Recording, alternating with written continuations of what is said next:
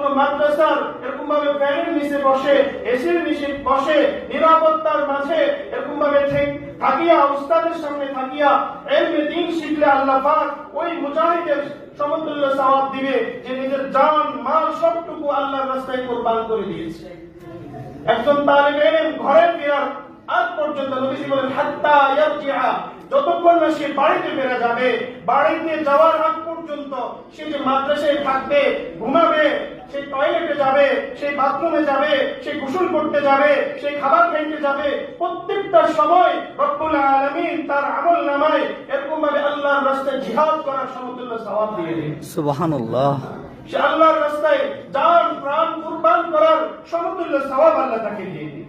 আর সে যদি মাসুম হয়, সে যদি এরকম ভাবে অপ্রাপ্তবয়স্ক হয়, নাবালেগ হয়, এই সওয়াবগুলো রব্বুল আলামিন তার মা বাবাকে দান করবেন।